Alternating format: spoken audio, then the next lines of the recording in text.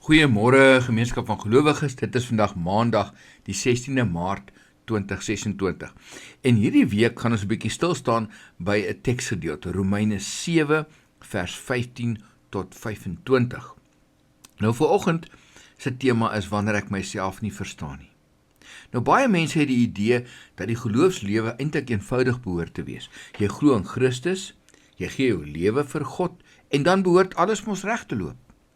Maar as ons eerlik is, weet ons, dis nie altyd hoe dit werk nie.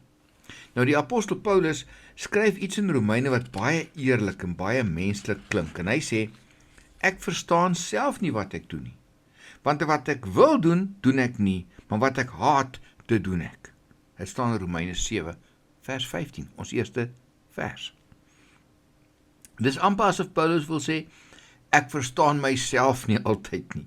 En as ons eerlik is, kan baie van ons daarmee identifiseer. En jy besluit, jy gaan vandag meer geduldig wees, en dan verloor jy tog jou meer. Jy besluit, jy gaan nie weer so reageer nie, en tog gebeur dit weer. Jy wil die regte ding doen, maar op een of ander manier kry jy dit nie altyd reg nie. En dis die ervaring van baie gelowiges. Daar is so halwe spanning tussen wat ons wil doen, en wat ons uiteindelik doen. Nou wat Paulus hier beskryf, is iets wat eintlik baie diep in ons menslike hart lê. Hy sê, daar is 'n konflik binne in ons. Aan die een kant is daar 'n begeerte om die goeie te doen. Ons wil reg leef, ons wil God eer, ons wil die regte ding doen. Maar aan die ander kant is daar ook iets anders wat in ons werk, 'n krag wat ons soms in 'n ander rigting trek. En die interessante ding is, die Bybel probeer nie hierdie stryd weg verduidelik nie. Die Bybel maak nie asof gelowiges nooit sukkel nie. Inteendeel, dit erken openlik dat daar 'n innerlike stryd kan wees. En selfs Paulus, een van die groot leiers in die Nuwe Testament en 'n man wat goed kon redeneer, praat eerlik oor hierdie ervaring. Nou hier is iets belangrik om te onthou. Wanneer 'n gelowige worstel, beteken dit nie noodwendig dat hy of sy misluk het nie. In baie gevalle kan dit juis beteken dat God se gees besig is om in jou lewe te werk. Want wanneer God se gees in 'n mens werk, raak jou gewete wakker. Jy begin dinge raak sien wat jy voorheen nie eens raak gesien het nie. Jy begin bewus raak van dinge wat nie reg is nie. Jy begin 'n begeerte hê om anders te leef. En daardie innerlike stryd is soms juis 'n teken dat God besig is om in jou hart te werk. En dit vra dan van ons om eerlik met onsself te wees. Daar kan jy vir jouself vandag 'n paar vrae vra.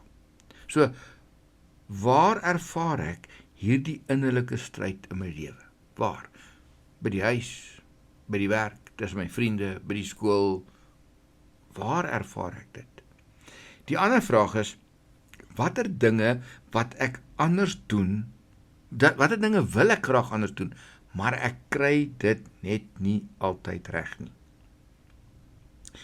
Want sien, die waarheid is, verandering begin nie by perfekte mense nie.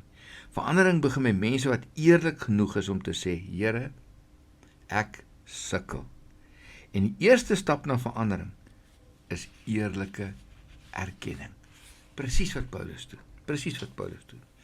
Kom ons vra die Here daarvoor. Here, ons dink soms dat U net deur ons werk in ons sterk oomblikke, wanneer ons alles reg doen en alles onder beheer het. Maar ons moet vandag erken, die waarheid is, ons weet U werk nie slegs deur ons oorwinnings nie. U werk dalk die hardste in ons worstelinge. En dalk begin ware groei juis vandag by ons op die plek waar ons eerlik genoeg is om te sê, Here, ek verstaan myself nie altyd nie. En daarom vra ons U, wys vir ons vandag waar ons sterk kan wees en harder kan probeer om dit te doen wat ons graag wil doen en U te eer. Amen.